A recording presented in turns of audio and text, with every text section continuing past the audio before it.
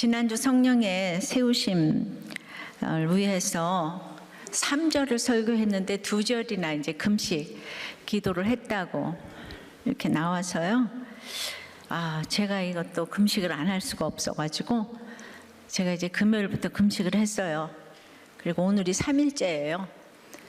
그런데 어저께 너무 아파서 항암보다 더 힘들더라고요. 그래서 이제 설교하게 해달라고. 그리고 제가 오늘 설교를 하면 여러분들의 기도가 다 응답될 것 같다는 이 생각이 막 드는 거예요.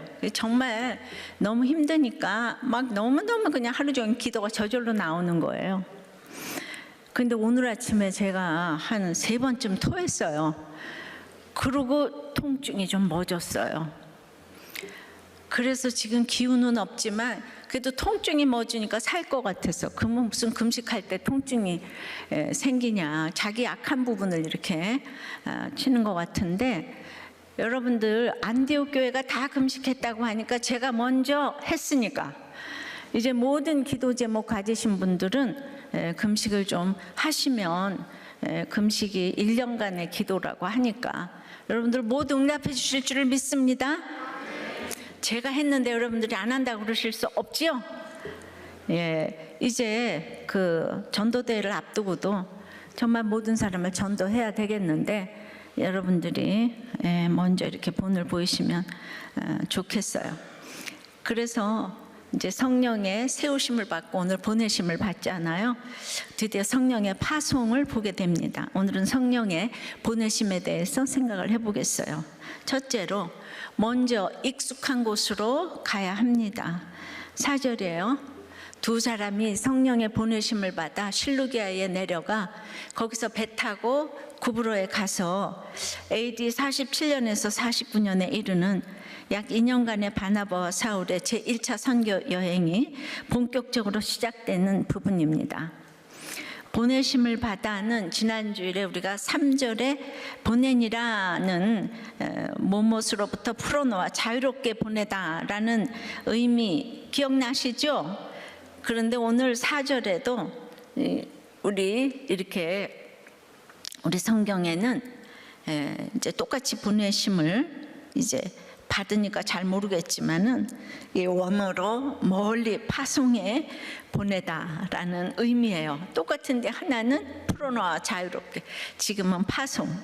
그리고 바울과 바나바를 파송한 것은 외형적으로는 안디옥 교회였으나 실제로는 성령이었다는 사실을 말씀합니다.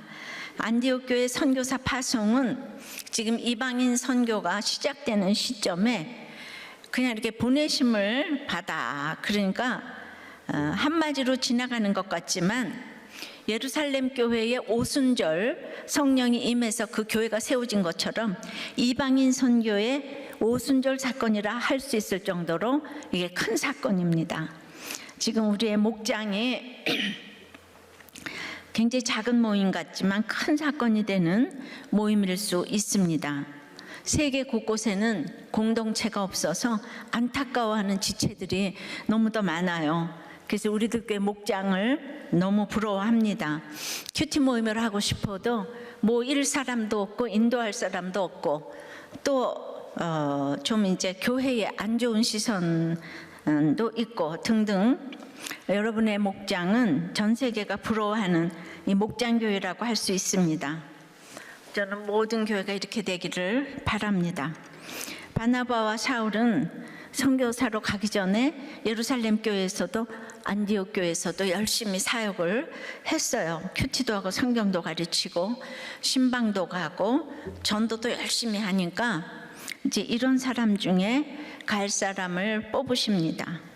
아무것도 안 하다가 신학교에 가고 목사하고 선교사 되겠다고 하면 진정 쓰임 받기가 쉽지 않습니다. 근데 여러분들의 목장 나눔을 듣고 살아나서 곳곳에 모든 사람들이 어떻게 쓰임 받을지 모릅니다. 실제로 이번 주도 미국에서 우리 여러분들의 나눔 듣고 간증하시고 은혜를 끼치는 이렇게 나눔을 들었습니다. 이제 그들은 안디옥에서 먼저 실루기아로 내려갔거든요. 실루기아는 그 안디옥에서 서남쪽, 남서쪽으로 약 25km 떨어진 항구 도시였는데, 그 안디옥 옆에 오론테스 강과 이 지중해가 만나는 지점이기 때문에 당시 유럽과 중동 등의 통상과 교류를 연결하는 중요한 교통 요충지였어요. 지도를 잠깐 보시겠습니다. 예, 그 안디옥은 예루살렘에서 그 밑에 쭉 내려가면 예루살렘에서 한 500km 정도 되는 지점이고요. 거기에서 이제 실루기아가 한 25km 정도 떨어져 있고, 그리고 이제 오늘 내려가서 그 바다의 섬 있잖아요. 그게 구브로고, 첫 번째 도착한 데가 살람이고, 맨 끝에 가서 도착한 데가 바보 섬이에요. 바보라고 우리는 기억하면 될 것 같아요. 그러니까 안디옥, 실루기아, 살람이, 바보. 예, 이제 대충 기억하시죠? 실루기아는 헬라어로 셀루케이안이고, 헬라를 제패한 알렉산더가 33살에 유조를 하고 왕국을 4개로 분할을 하고, 그 안디옥, 그 수리아 지방을 통치하던 셀류큐스 왕조를 아시죠? 예. 그래서 그 왕의 이름으로 도시 이름을 지었어요. 셀루케이안이라. 그리고 이제 BC 312년부터 63년까지 존속을 했고, 후에 여기가 로마의 속주가 되어가지고, 안 그래도 이 왕의 이름으로 도시 이름을 지었는데 황제의 도시가 될 만큼 이곳이 수많은 인파가 오고 가는 도시였어요. 근데 거기를 지나면서 바나바와 사울은 자신들이 너무 이 화려한 셀루케이안, 그러니까 이제 실루기아에서 자신들이 너무 초라해 보였는지 이 화려한 실루기아를 통과해서 내렸지만 복음을 전하지 않고 곧바로 배를 타고 이 지중해의 섬 구브로, 예, 사이프러스, 오늘날의 키프로스라고 불리는 곳이에요. 이 섬은 또 그 항구 도시 실루기아에서 한 100km 지점에 위치한 지중해의 섬으로 바나바와 사울이 본격적인 이방 선교를 위해 안디옥 교회로부터 파송받은 지 처음으로 선교 사역을 시작한 곳입니다. 이곳은 바나바의 고향이기도 하고요. 지중해에서는 시실리, 그레데에 이어서 3번째로 큰 섬입니다. 이 구브로는 BC 57년에 로마에 합병되어 로마에서 파견한 총독에 의해 통치가 되었어요. 처음에 이제 선교 전략을 짤 때도 성령이 보내셨지만은 골방 큐티와 공동체 합심 기도로 성령의 뜻을 이제 분별했기 때문에, 그럴 때는 막 직통 계시를 받는 게 아니고 상식적인 것도 배제하지 않으면서 정했다고 보여집니다. 사실 고향 친척들에게 전하기는 너무 어려운 일이에요. 왜 그렇습니까? 형제들에게는 가식이 통하지 않고 또 꾸밀 수가 없기 때문입니다. 근데 바나바의 고향으로 먼저 간 것은, 바나바는 비교적 안 믿는 자로부터 두루두루 칭찬을 받았던 것 같아요. 사람이요, 이렇게 가까워지려면 시간이 정말 많이 걸려요. 그래서 사울의 고향보다는 여기가 가기가 쉬웠을 것 같아요. 그런데 예수님은 그 고향에서 또 대접을 받지 못하셨다고 했잖아요. 정말 우리의 수준과 예수님의 수준이 다르기 때문인데, 사울도 믿고 나서는 예수님 수준이 거의 되지 않았나 이렇게 싶습니다. 그러기에 이제 그들이 이방 땅에서 지금 이방인들에게 복음을 전해야 되겠는데, 그 바나바의 고향이니까 먼저 유대인들에게 전한 것은 바울의 그 동족 사랑에 의거한 것이었어요. 동족에 대한 사랑이 절절했지만은 듣지 않았기 때문에, 내가 먼저 유대인의 회당에서 전했지만은 너희가 듣지 않아서 이방인에게 향한다고 46절에 그런 얘기가 나와요. 로마서 1장이나 9장에 또 그 얘기가 나오죠. 적용해 보세요. 지나쳐야 할 화려한 길 실루기아는 어디이고 배 타고 가야 할 내 고향 구브로는 어디입니까?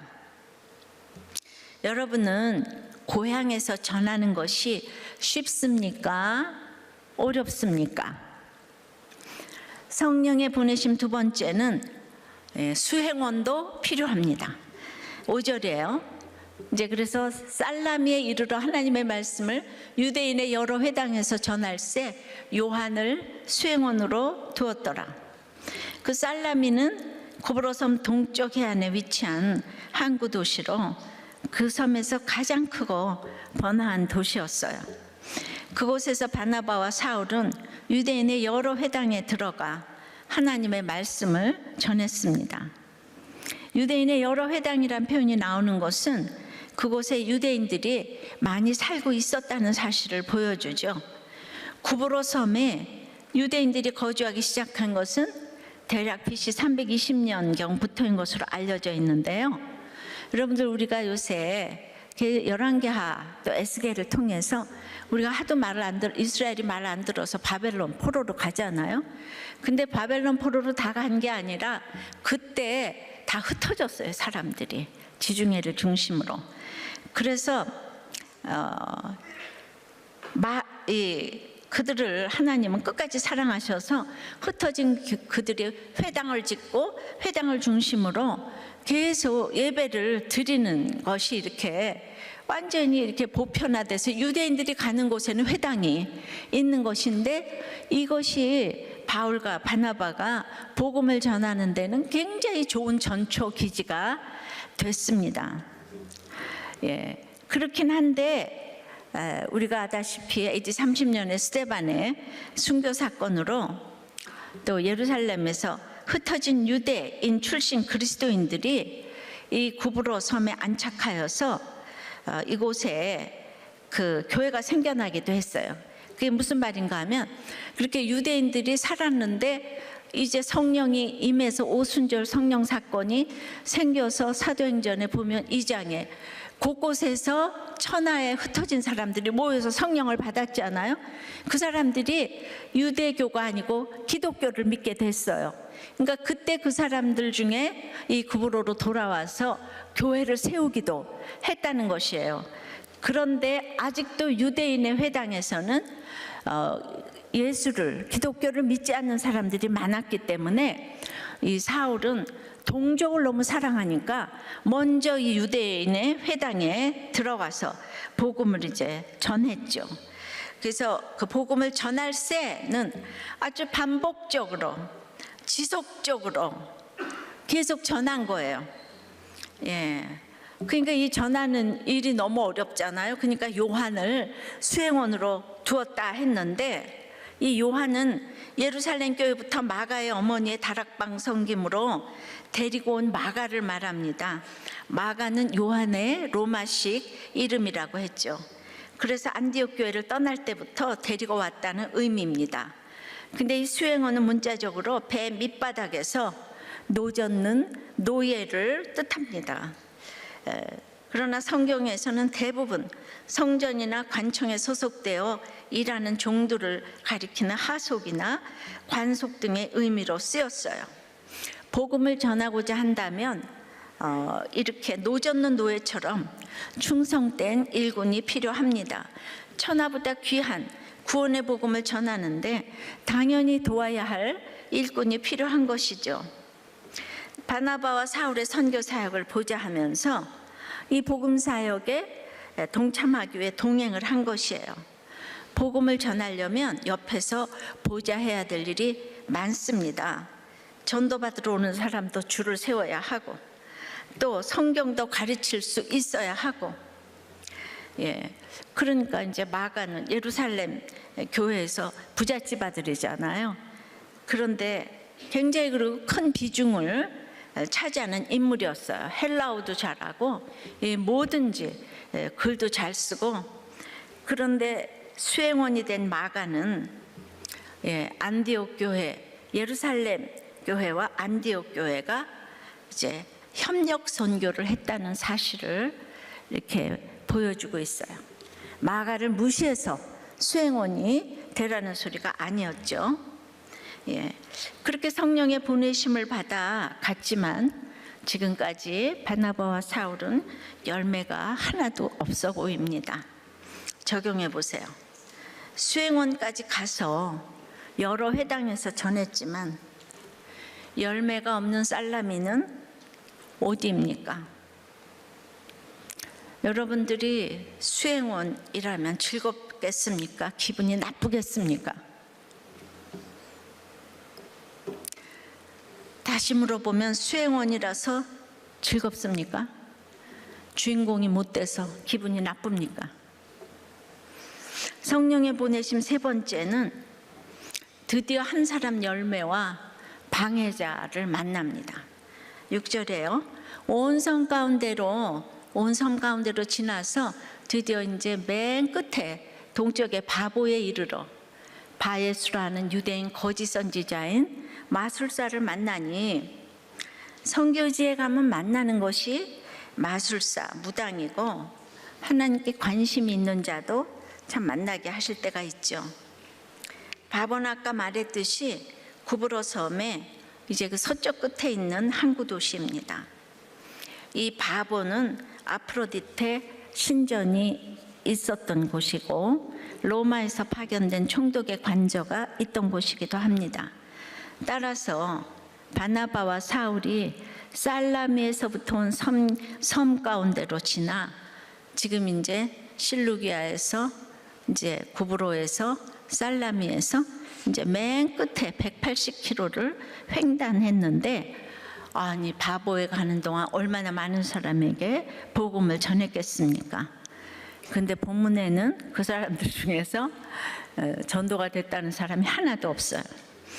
그러니까 뭐 성과가 지금 없는 거예요.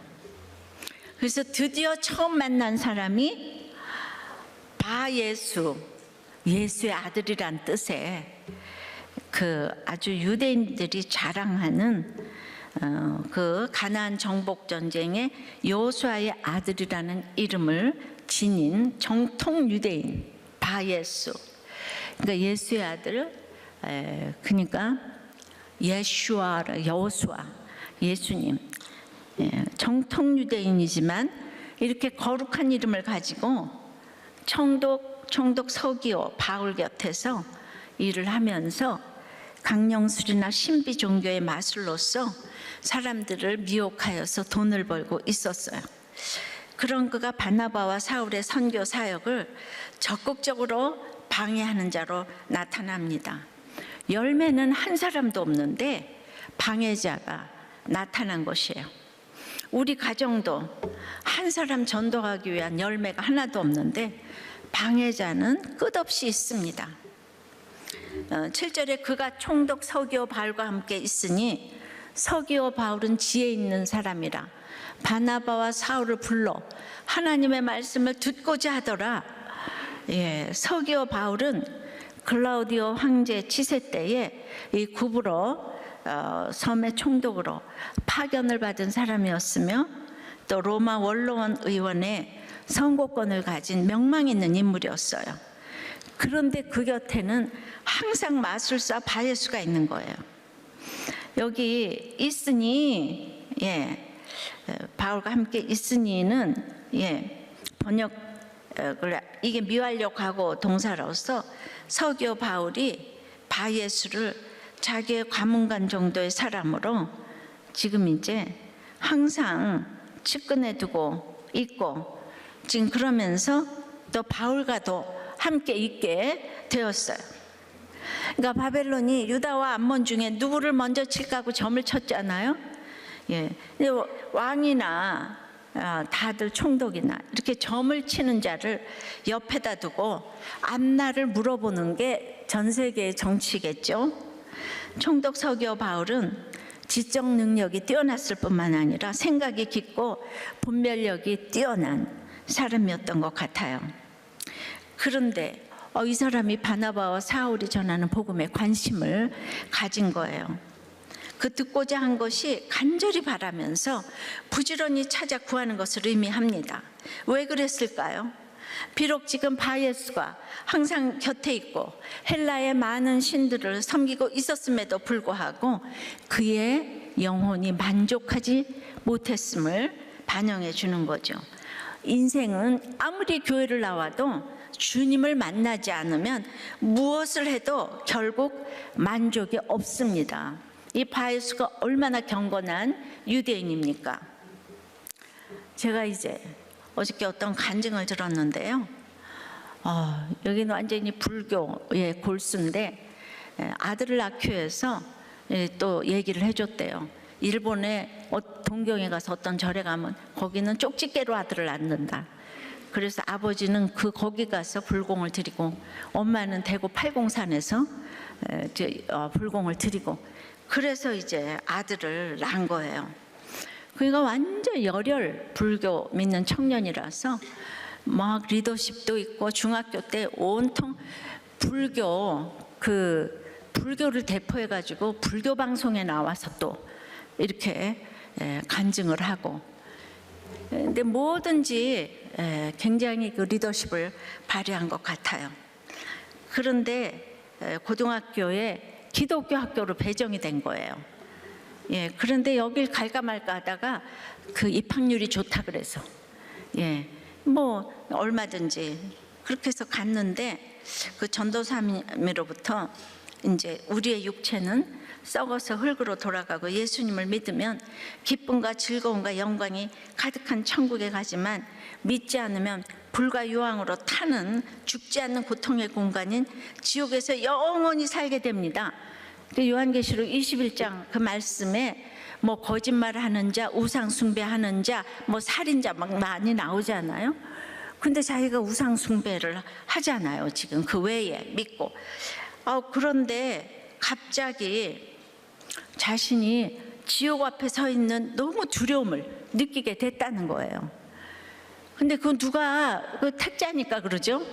너무 두려워서 자기는 스님한테 죽음이 뭐냐 그랬더니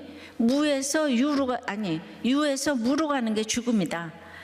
이렇게 자기는 설명을 들었는데 지금 완전히 천국과 지옥이 있고 이런 얘기를 들으니까 이게 다르잖아. 그래서 너무 두려워 떨다가 자기가 그 전도사님한테 가서 어떻게 하면 이 두려움에서 벗어날 수 있냐 그랬더니 길이 있다고 그래서 그 자리에서 영접을 했다는 거예요. 영접을 하고 나서 보니까 이 고등학생이 너무 좋은 거예요.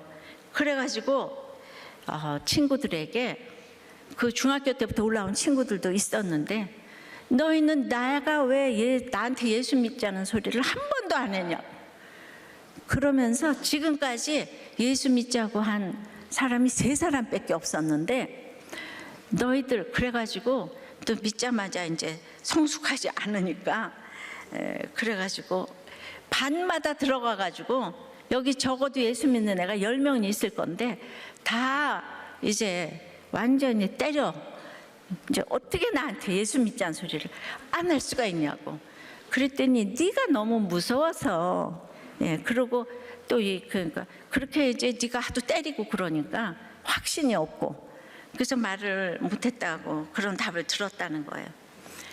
그분은 이제 수학 선생이 되었는데 지금 목표가 2가지인데 수학이 쉽고 재밌단 말을 듣는 것이고 또 하나는 아이들을 잘 돌보는 교사가 되어서 그 예수님을 소개하는 그 일에 시작이 될 수 있도록 그래가지고 맨날 그 복음을 전하고 재밌게도 전하고 이래가지고 OS를 날마다 상으로 주는데 전부 다 그걸 O예수라고 이렇게 해가지고 애들이 막 배고프고 이럴 때마다 그거를 이제 하니까 이거 먹으려면은 예수 믿어야 된다 뭐 이래 하니까 애들이 전부 다 이제 믿는다고 그래 놓고는 그게 한참 지나면 또 거짓말이 될 수가 있잖아요. 그래서 지금까지 믿게 한 사람이 2,000명이 된다는 거예요. 이 사람이 40도 안 됐는데. 그리고 교회 정착한 비율이 80%라고 합니다. 그래서 자기는 소득의 30%를 전도를 위해서 쓰는데 OS를 사야 되잖아요. 그리고 뭐 믿음, 소망, 사랑 중에 제일은 이제 사랑이라고 했더니 아니라고. 그 중에 제일은 무슨 뭐 먹을 거 많잖아요. 그 중에 제 이름 몽실이라고 틀렸다고 이제 선생님이 그래가지고 그런 걸 사서 주려니까 그렇게 이제 전달로해서 쓰고 휴대폰에는 4,000명 이상의 번호가 저장되어 있다고 하는 거예요.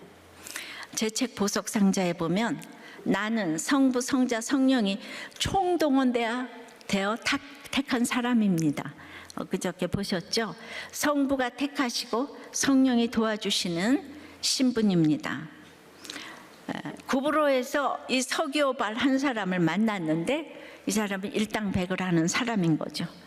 바로 성령이 택한 사람을 이렇게 만날 수도 있는 거예요. 자기가 너무너무 못되게 굴었는데 그 전도사님 초코파이 아줌마라고 불렸대요. 그 전도사님이 한 번도 야단을 안 쳤다는 거예요. 자기가 정말 못되게 굴었는데. 근데 전도사님이 한 번이라도 뭐라 그랬으면 자기는 이제 안 믿었을 거라고. 조심해서 주의해서 듣기 바라요. 적용해 보세요. 여러분도 이렇게 방해자 노릇을 하면서 믿게 된 경험이 있습니까? 네 번째는 성령의 보내심. 네 번째는 마귀를 대적해야 합니다. 8절에 이 마술사 엘루마는 이 이름을 번역하면 마술사라 저희를 대적하여 총독으로 믿지 못하게 힘쓰니, 이 마술사 엘루마는 바나바와 사울이 총독 서기오 바울에게 복음을 전할 때 이 두 사람을 대적해서 총독이 믿지 못하도록 갖은 애를 썼어요. 지역하면 총독을 믿음으로부터 벗어나도록 힘쓰니가 됩니다. 그래서 바울과 바나바와 사울이 총독에게 복음을 전하고 돌아가면 총독에게 접근해가지고 이 복음을 비방하는 가진 말과 이설을 쏟아놓는 등 총독이 믿음의 길에 들어서지 못하도록 가진 노력을 했는데, 왜냐하면 총독이 믿게 되면 자기가 누리던 권세와 돈줄이 끊어지게 되니까 모든 끝에는 항상 돈이 있잖아요. 그래서 9절에 바울이라고 하는 사울이 성령이 충만하여 그를 주목했어요. 바예수를. 마귀를 대적하려면 첫째로 성령이 충만해야 됩니다. 그리고 주목을 해야 되는데 항상 눈이 중요하다고 했잖아요. 뚫어지게 주시해야 돼요. 죄진 사람들은 쳐다보지를 못해요. 그러니까 마귀를 대적하라고 합니다. 그러면은 너희를 피하리라, 야고보서의 4장에 나와 있죠. 그러면 어떻게 대적을 하나요? 10절에 이르되 모든 거짓과 악행이 가득한 자여 마귀의 자식이요 모든 의의 원수여 주의 바른 길을 굽게 하기를 그치지 아니하겠느냐. 사도 바울의 분노에 찬 음성이 여기까지 들려오는 듯해요. 엘루마 바예수는 속임수와 같이 속임수와 깊이 없는 학문으로 너무 경솔하고 파렴치하게 총독 서기오 바울 및 구브로 사람들을 수없이 지금까지 농락해 온 거예요. 바예수라는 이 거룩한 이름을 가졌지만은 실상 그의 성품과 행동은 중상모략하는 마귀와 다름없었습니다. 실로 마귀와 그의 하수인들은 오늘도 하나님의 말씀이 전파되는 곳에서 복음을 혼잡게 하고 사람들로 그릇된 길로 나가도록 미혹하고 있습니다. 교회와 성도들은 이들의 사악한 관계를 쳐부수어 주님의 복음이 바르게 전파되고 많은 영혼이 구원에 이르도록 해야 할 것입니다. 그치지 아니하겠느냐는 이게 주어의 강력한 의지를 나타내는 수사 의문 문이에요. 그러니까 한마디로 대적은 원수라는 것이고, 대적 기도는 상대방을 향하여 외치기보다는 내 자신을 향하여 외칠 때 그 사단의 괴계 뒤에 숨은 이 마귀 귀신이 힘을 잃어요. 그러니까 이 구원의 투구를 쓰고 전신갑주를 입고 말씀의 검으로 나아갈 때 그 성령의 검으로 상대방과 반대의 영으로 나가야 하는 거예요. 바예수는 말씀을 못 듣게 했기에 이제 그치라 그렇게 했어요. 근데 우리가 진정으로 진짜 귀신 들린 사람 있잖아요. 그런 사람 앞에는 더러운 귀신아 예수의 이름으로 명하노니 떠나갈지어다 할 때도 있어요. 근데 제일 무서운 원수는 바로 내 속에 탐욕과 시기, 질투, 음욕, 미움, 음란, 이게 제일 무서운 원수예요. 그는 내가 싸워서 이길 수가 없는 거예요. 그러니까 계속 우리가 말씀을 볼 때마다 명령하고 꾸짖어야 돼요. 나를 괴롭히는 귀신아 물러갈지어다. 그렇게 또 그치라 명령을 해야 되는 거예요. 성령 충만하게 주목하면서 내 속을 직면하면서 꾸짖어야 합니다. 내 속의 원수여 그치라. 내 속의 원수는 아무리 심한 말을 해도 괜찮아요. 그치라. 자, 적용해 보세요. 대적해야 할 내 속의 마귀는 탐욕, 시기, 질투, 음욕, 미움, 음란, 사치, 무기력 중에 무엇입니까? 그러니까 이 대적마귀가 밖에서부터 오는 게 아니에요. 그러니까 우리들 교회도 이런 일들이 있더라고요. 재혼 남편과 다시 이혼을 했는데 그건 사업상으로 했던 혼인신고였는데 그리고 폭력과 돈 문제로 이혼을 결심한 후 낙태까지 했다는 거예요. 그런데 이혼을 드디어 했다는 거예요. 그런데 그 남편을 다시 만나고 있다는 거예요. 그러니까 우리 속에 이 대적이 제일 무서운 거죠. 이럴 때는 목장도 싫어요. 다 싫어요. 그래서 우리가 참 목장이 안 나올 때는 정말 내가 죄를 마음대로 짓고 싶어서 또 어떤 친정엄마는 이혼을 종용하면서 딸을 끌고 가서 불법 낙태를 시켰다는 거예요. 그게 지금 우리들 교회에서 일어난 일인 거예요. 또 어떤 분은 외도를 해서 이혼위기가 왔어요. 뭐 남자 여자 다 이렇게 포함되는 일이 있습니다. 또 한 집사는 아들이 조폭에 연루가 돼가지고 너무 힘들어서 남편과 이혼을 했는데 아들을 양육하지 못했었다가 지금 우리들 교회 와서 재결합한 후에 아들의 수고를 통해 회개하며 가고 있다 그래요. 그러니까 이게 누구 잘못이겠어요? 다 내 잘못이잖아요. 내 속에 이 탐욕과 미움과 시기, 질투와 음란과 이 사치와 이거를 맨날 꾸짖어야 되는 거죠. 이 더러운 귀신아 그치라 물러갈지어다 해야 되는 게 딴 사람이 아니죠. 바로 내 자신인 거예요. 그런데 이 바예수가 너무나 그 주의 복음을 막으니까 11절에 보라 이제 주의 손이 내 위에 있으니 네가 맹인이 되어 얼마 동안 해를 보지 못하리라 하니 즉시 안개와 어둠이 그를 덮어 인도할 사람을 두루 구하는지라. 이제 이거는요 그 엘루마가 소경이 되는 그거잖아요. 벌을 걸로 내리셨는데 이거는 명령을 하지 않고 그냥 보지 못하리라 하면서 서술형으로 썼어요. 엘루마 뒤에 있는 사단에게 했어도 실제적으로 엘루마가 눈이 멀었잖아요.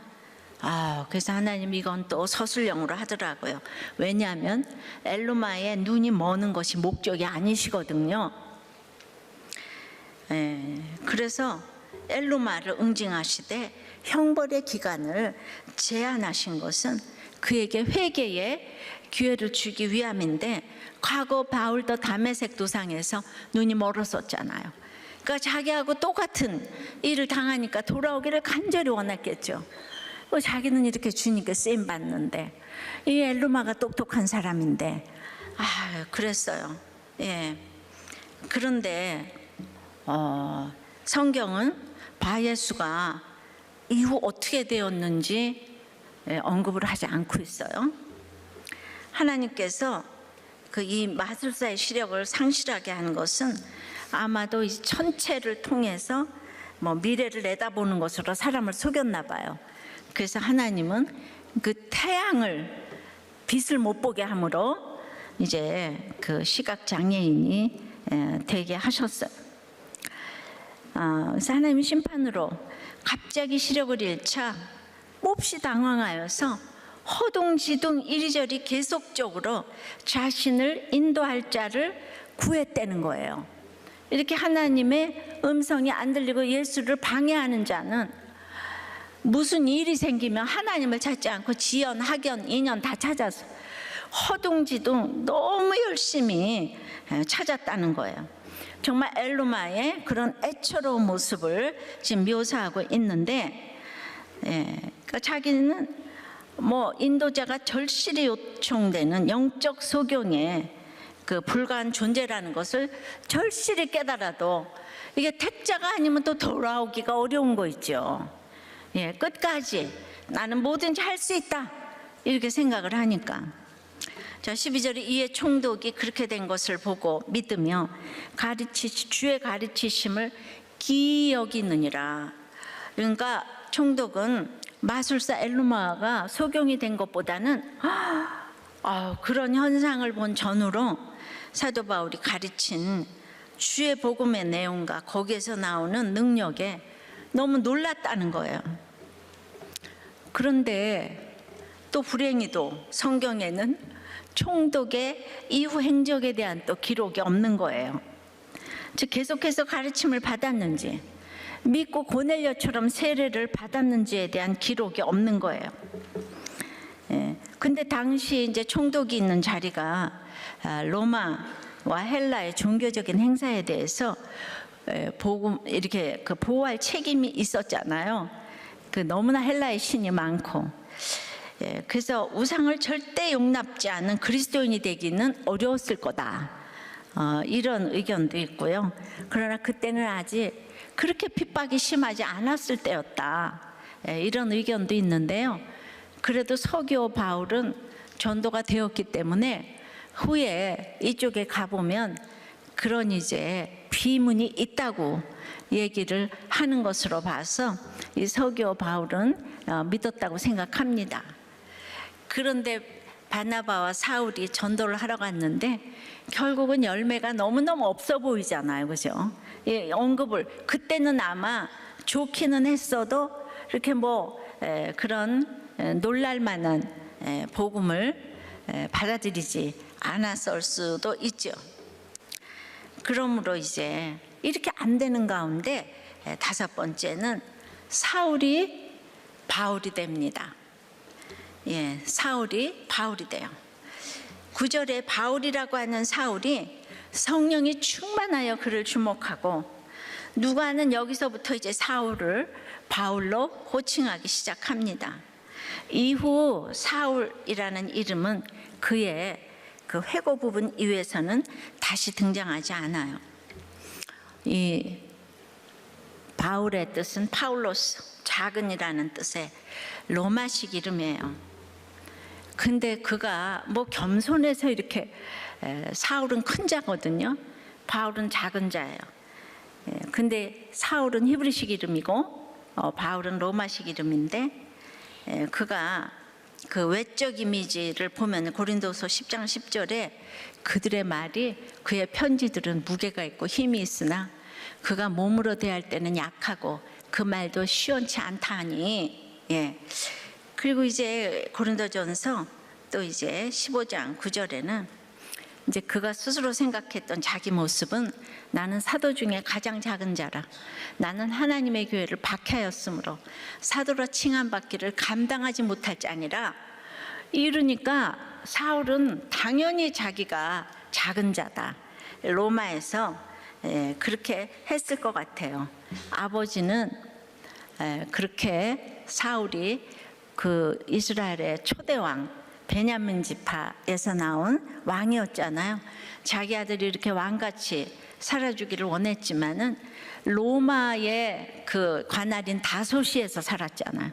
그러니까 로마식 이름으로는 또 겸손하게 지었어야 될 것 같아요. 그런데 이렇게 바울과 사울 이름을 두 개를 다 가지고 있었는데 지금 왜 이 바울이라는 이름을 이렇게 썼을까 생각하면은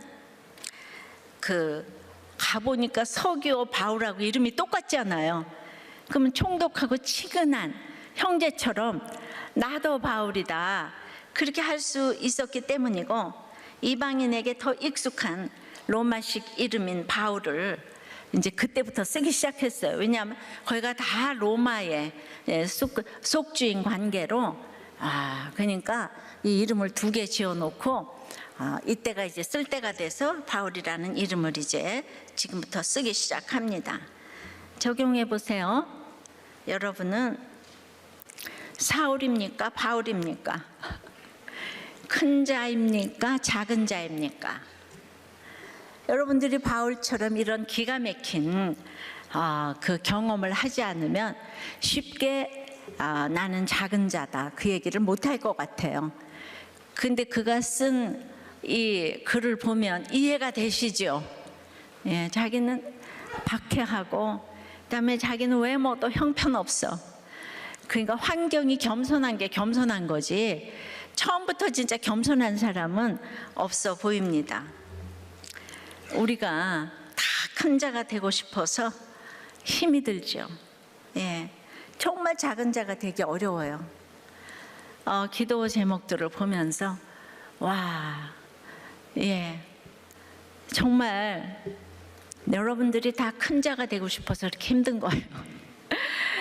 그렇지만 또 안타까워서 제가 또 그렇게 성경에 나왔기 때문에 성경대로 이제 금식 3일이 1년 동안의 기도보다 더 위력을 발휘한다 그러는데, 전부 다 좀 이제 하실 거죠? 아멘이 안 나오잖아. 하실 거죠? 고난이 없는 사람은 이거 도저히 못하죠, 그죠? 성령의 보내심은 정말 땅끝 선교인 가정 같아요.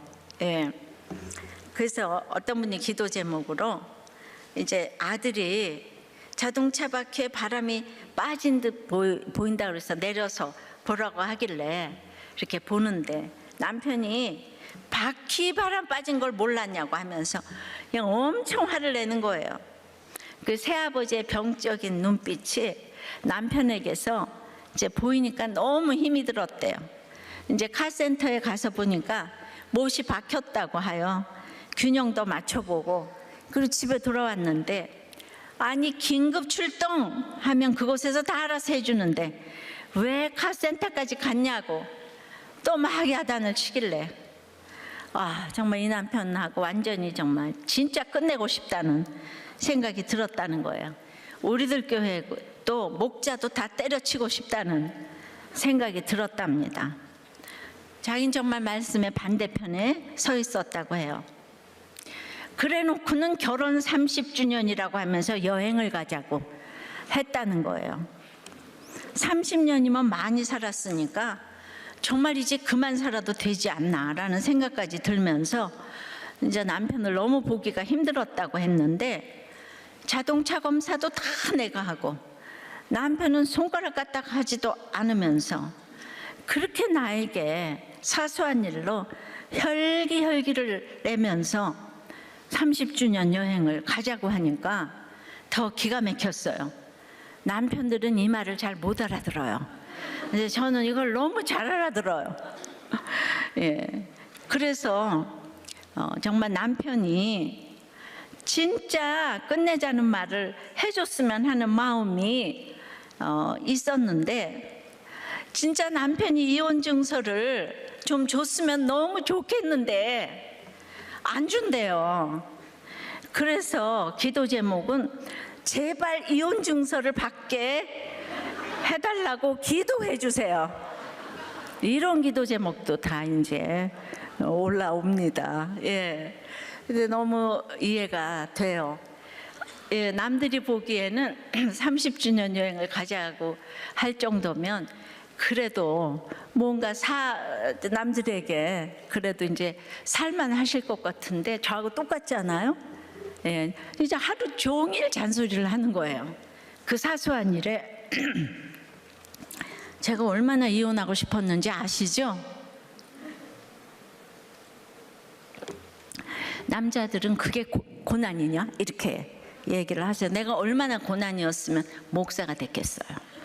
네, 진짜 고난에 그거에 비례하잖아요. 그죠? 아, 진짜 나는 간 곳이 없어야 되는 거예요. 그러니까 여기다가 남편 집사님이 예배를 드리지 않아 소망이 없다는 생각이 드니까 더 꼴을 보기가 힘드신 것 같아요. 반대의 영으로 가라고 하신 말씀을 잘 기억하기 바랍니다. 이렇게 우리는 기도 제목을 올리면 또 이렇게 얘기를 이제 해줍니다. 여러분들이 지금 우리 목장에서 정말 우리가 주고 싶은 건 다 사소한 거예요. 이런 것 때문에 혈기가 이제 올라오니까 금식을 하면 유익한 것이 인내가 좀 될 수 있는 거예요. 너무 힘드니까 내가 이건 왜 하고 있지? 어저께만 해도 내가 이걸 왜 하지? 이 항암보다 더 힘든 고통이 왔어요. 항암은 진통제라도 먹잖아요. 근데 이거 내가 안 하면 여러분들이 다 기도가 응답되지 않을 것 같아서 이렇게 금식을 해도 이렇게 금식 중에 설교를 한 적은 없는 것 같아요. 그래서 제가 금식 중에 설교를 했기 때문에 여러분들 모든 기도가 응답되기를 믿습니다. 반드시 응답될 줄 믿습니다. 그렇게 저의 간절함을 이제 여러분들한테 이렇게 했으니까 나이가 많아도 뭐 이런 게 다 상관이 없어. 사모하면 그렇게 다른 사람을 위해서 기도해 줄 수 있을 것 같아요. 주님, 성령의 보내심을 들었습니다. 세우심만 좋지 보내심은 너무 싫은 저희들입니다. 주님 말씀하시면 가기도 하고 있기도 해야 하는데 그것이 참 너무 어려워요. 바울이 실루기아를 통과하는 그 내공을 담고 싶습니다. 그래서 먼저 익숙한 곳부터 가기를 소원합니다. 그럼에도 아무도 안 듣는 것을 보았습니다. 사경에 초청하기도 너무 어렵습니다. 배 밑에서 노젓는 수행원의 삶을 살기가 너무 어렵기 때문입니다. 그럼에도 성령의 보내심으로 간 구브로에서 제일 먼저 만난 것이 마술사 바에수였습니다. 성도의 인생이 이렇습니다. 그러나 결국 서기와 바울을 만났습니다. 그 한 사람이 일당 100사람 몫을 했습니다. 우리가 차별하지 말고 전하기를 소원합니다. 아멘. 우리의 적용으로 또 저희의 사단의 괴계가 있는 그 탐욕과 시기와 질투를 나사렛 예수의 이름으로 명하노니 떠나갈지어다. 아멘. 내 속에 있는 마귀야 떠나갈지어다. 아멘. 떠나갈지어다. 떠나갈지어다. 아멘. 그럼에도 우리가 바울보다는 사울이 되고 싶은 저희들을 불쌍히 여겨 주시옵소서. 아버지. 주님, 차별금지법, 낙태허용법 통과가 바로 코앞에 왔습니다. 주여 불쌍히 여겨주시고 아버지. 이 모든 것도 성령의 운행하심일 터인데 주여 그래도 참으로 바울이 전도에도 하나도 안 되는 것이 있듯이 우리가 기도해도 안 되는 것이 있겠지만 주여 불쌍히 여겨 주시옵시고 아멘. 통과 안 될 수 있도록 주여 역사하여 주시옵소서. 아멘. 예수 그리스도 이름으로 기도드리옵나이다. 아멘.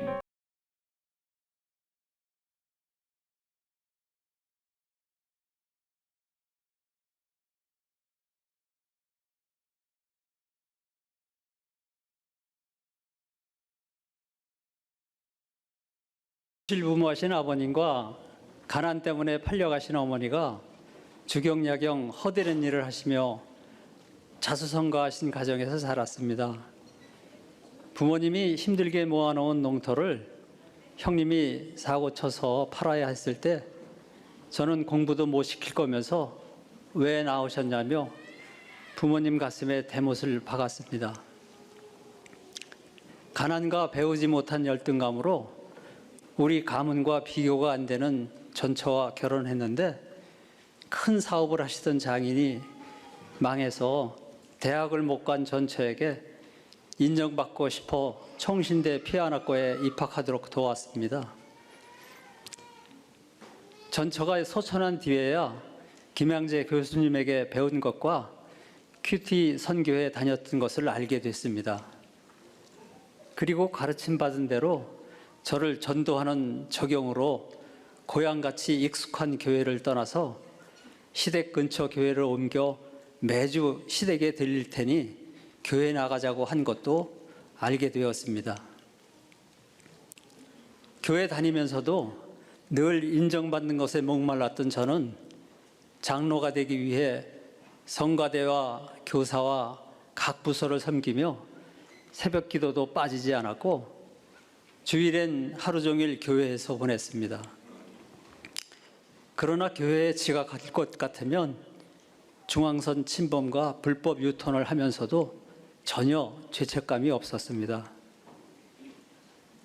전처가 잠을 못 자며 아이를 등에 업고 시작한 피아노 교습소가 60평이 넘는 피아노 학원이 됐지만 저는 소파에 누워 TV 리모컨만 돌려댔습니다. 그러다 전처가 갑자기 급성 대장암으로 치료조차 불가능한 심판의 사건이 왔지만 그때는 말씀이 없어 사울 같은 큰 자로 굴림만 했던 저의 죄를 회개도 못했습니다. 오직 병 낫기만을 구하며 엘루마 바예수 같은 이단 기도원장 집에 거하며 은금 폐물을 바치고 포천과 광주, 제주도까지 모든 집회를 따라다니며 낫게 해주실 거야를 외쳤지만 주님은 발병 8개월 만에 전처를 데려가셨습니다.